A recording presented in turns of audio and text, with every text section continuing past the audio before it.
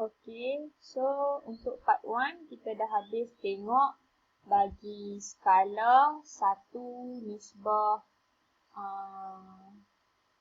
nilai objek lah, nilai panjang objek dah tanpa bentuk pecahan. Tapi yang ini nisbah untuk skala dia ada nilai pecahan. 1 nisbah, kalau kita ingat balik rumus, 1 nisbah 1 per n. N ini apa-apa nilai lah selain daripada 1. Jadi ini menunjukkan bahawa ini nilai apa? 1 adalah nilai objek, lukisan, manakala ini adalah nilai objek.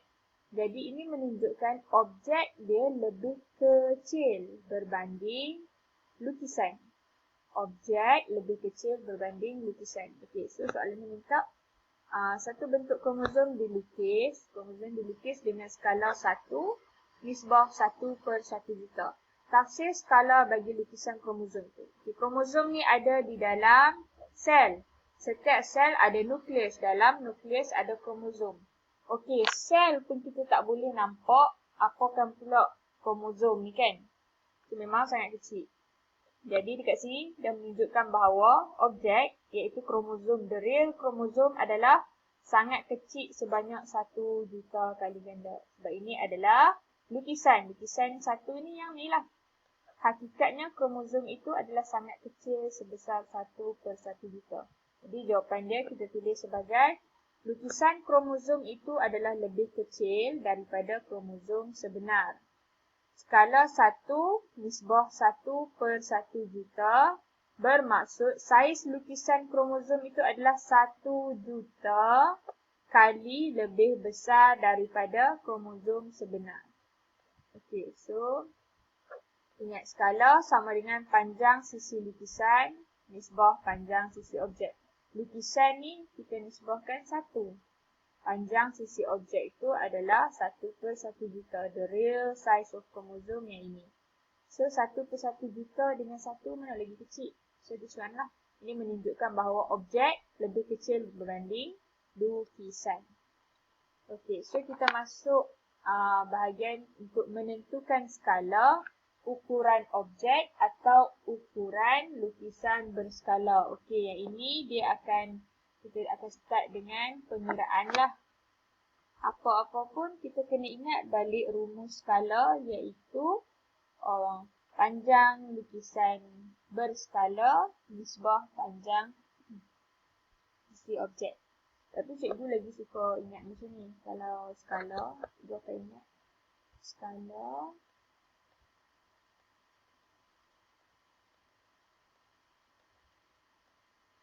malas nak ingat yang panjang-panjang. So, ingat macam ni je dalam otak.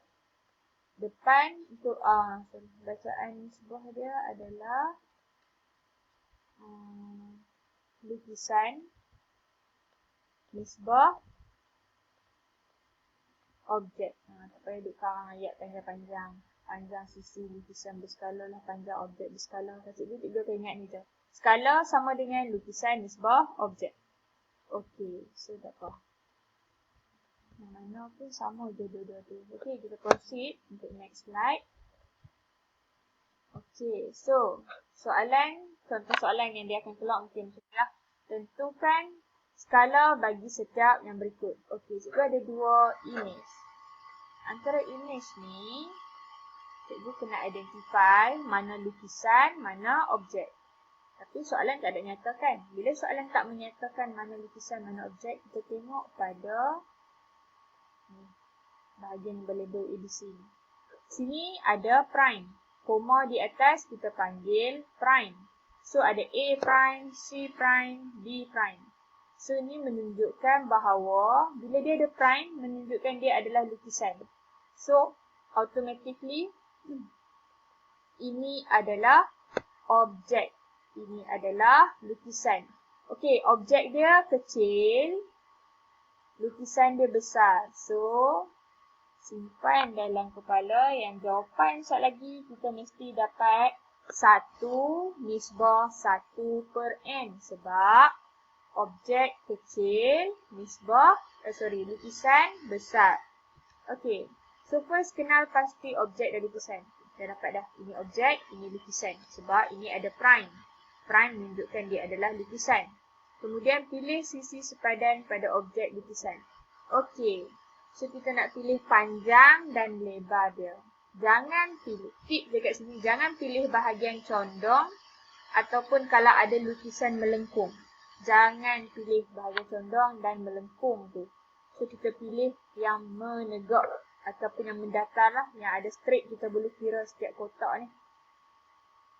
Okay, kemudian guna rumus skala. Okay. So skala sama dengan panjang sisi lukisan. Kita cakap tadi L, sini objek. Skala sama dengan L nisbah objek. Lukisan nisbah objek. Okay. So kita masuk ke dalam rumus. Skala sama dengan panjang sisi lukisan. Cikgu ambil AB. Cikgu ambil yang mendatar. AB prime nisbah AB. So AB prime ini adalah panjang sisi lukisan. Ini panjang sisi objek. So panjang sisi lukisan ada berapa? 1, 2, 3, 4, 5, 6. So ada 6. Tulis sini 6. Dan panjang sisi objek adalah 1, 2, 3. So ada 3. Jadi nisbah dia adalah 6, 3. Kita simplifikan, permudahkan. Kita akan dapat 2 nisbah 1. Okey. Ini ada rumus. Dia nak pakai dalam keadaan di mana skala, kita tulis S ni. Skala adalah 1 nisbah N. Di mana nilai depan ni kena sentiasa menjadi 1. So 2 ni kita tak maulah, kita nak bagi dia jadi 1. Okey, jadi apa kita nak buat? Okey, jadi lukisan berskala ditulis sebagai 1 nisbah N ataupun 1 nisbah 1 per N. 2 nisbah 1 ni, okey, salin balik. Kita nak jadikan yang depan ni sebagai nilai 1. So 2 kita perkan dengan 2 lah.